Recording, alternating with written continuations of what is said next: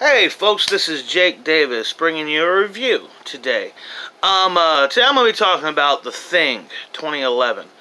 This film stars Joel Edgerton, Adwale Akino Agbaj, Eric Christian Olsen, and the always stunning Mary Elizabeth Winstead. This isn't an on the fly because my on the flies are more recent. This isn't a classic review because this movie's under 10 years, so this is just a late review. Now, I've done a late review one other time. It was for 31 back in the summer. It was alright. I mean, I didn't hate it. I thought I was actually a little disappointed in the gore. I thought it was surprisingly lacked in the gore factor for a Rob Zombie movie. And now the whole setup here is The Thing is a prequel to John Carpenter's 1982 masterpiece, and which itself was a remake of the unofficially directed Howard Hawks film from, I believe, the late, or maybe it was the late 40s or the early 50s. I'm not really sure when that came out now. And it's based on a short story called Who Goes There, which I have read, and it's just basically the Carpenter story was more faithful. Well, I said I read it. I mean, I read it when I was like, 10.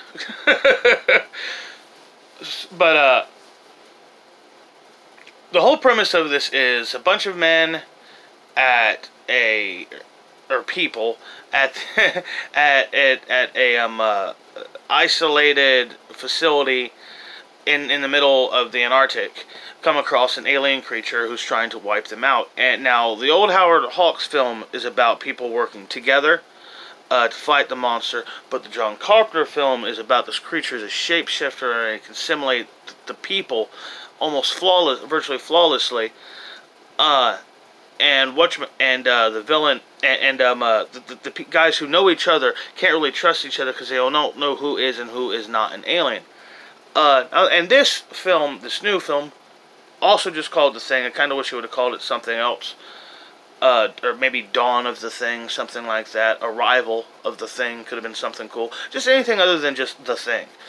And it takes place just a few weeks before the events of Carpenter's film. Basically, if you've never seen the film, there's a dog comes to their camp. They go to this Swedish or Norwegian outpost.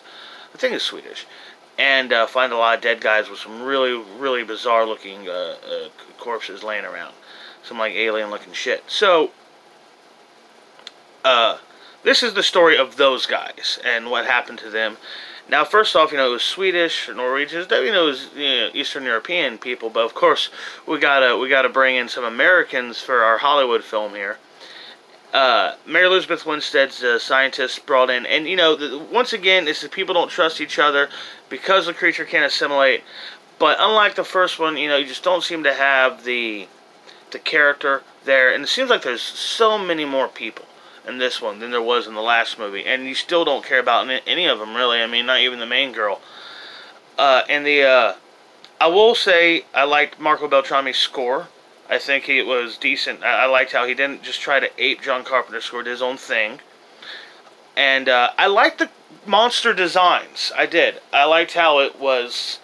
I mean, of course it's CG, and I have no problem with the CG. I mean, I didn't like the CG movement. I kind of felt like this creature is so fast and powerful. Why does it really need to hide? You know what I mean? But like I said, I like the design of the creatures in this one because it was consistent with the creature effects in the '82 movie, while at the same time being different. Not the same designs we get. I don't want to tell you, if you wanted to see this movie, you've probably already seen it because it came out like 8 fucking years ago.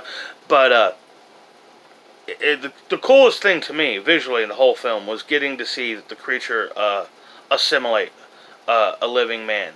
We see a little bit of that towards the end of Carpenter's film, but it's full out. The guy's just injured and he's screaming and he's fighting for his life, and the thing just kind of absorbs him. And it's really kind of cool and creepy at the same time. Like I said, but I like the score, I like the creature design, but I really felt everything else about this movie fell flat. I really hated the idea of like a human scientist villain who wants to understand the creature. But at the same time, that's kind of a throwback to the original Howard Hawks film, Howard Hawks film, which makes me think that's probably why they put it in there, just to have some kind of appreciation to that film.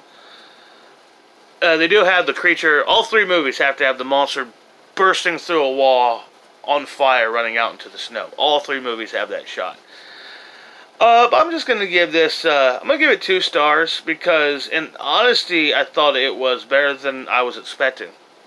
But I still don't like it at all.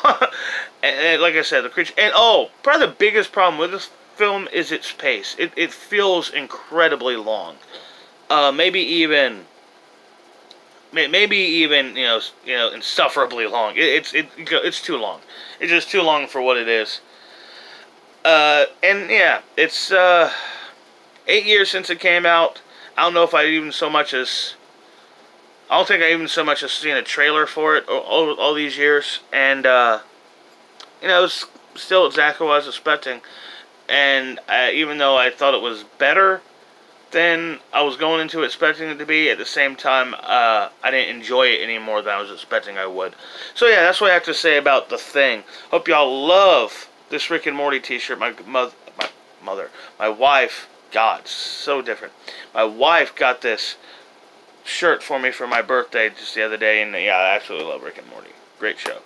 Yeah, like, share, comment, subscribe if you feel like it. If not, I don't care.